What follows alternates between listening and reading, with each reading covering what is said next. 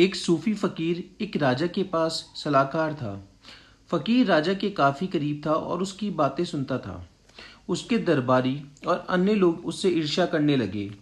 एक बार उन्होंने उसके खिलाफ एक योजना बनाई और राजा को भड़काया कि वह फकीर काफ़ी अहंकारी हो गया है। कहता है कि राजा मूर्ख है, जानता कुछ नहीं।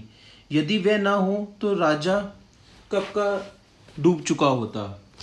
ये सुनकर राजा आग बबूला हो गया।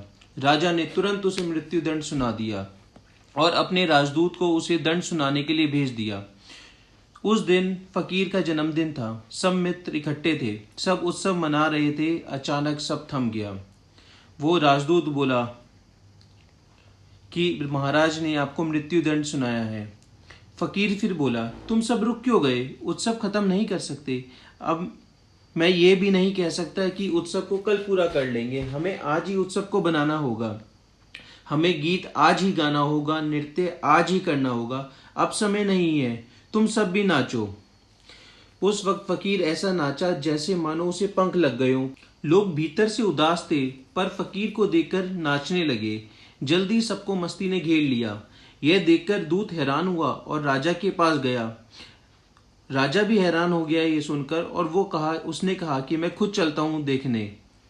और जब वो वहां पहुंचा तो उसने देखा एक त्योहार बन रहा है। उसने फकीर से पूछा, ये क्या हो रहा है?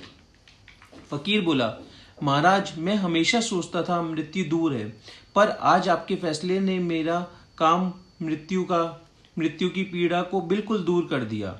मृत्यु तो होनी ही है, किसी की देर तो किसी की सबेर। कोई सोमवार मरेगा तो कोई मंगलवार, मरना तो है सबको।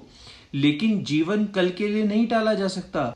कोई 2 लाख सूरज हैं और करोड़ों पृथ्वियां हैं और जीवन इस छोटी सी पृथ्वी पर है। लाखों जीव हैं पर मनुष्य के पास बोधपूर्ण जीवन है। लेकिन हम कहते हैं कि जीवन में समस्या है, लेकिन ये नहीं देखते कि ये उपहार सा जीवन हमें मुफ्त में मिला है। जीवन रोज कहीं नए तरीकों से मृत्यु की संभावना प्रकट किए जाता है कि हम जीवन का मूल्य समझ सके।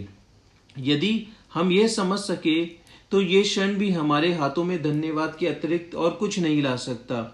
अगर ये क्षण हमने पूर्णता से जिया तो अगले क्षण मृत्यु हो भी तो क्या फर्क पड़ता है?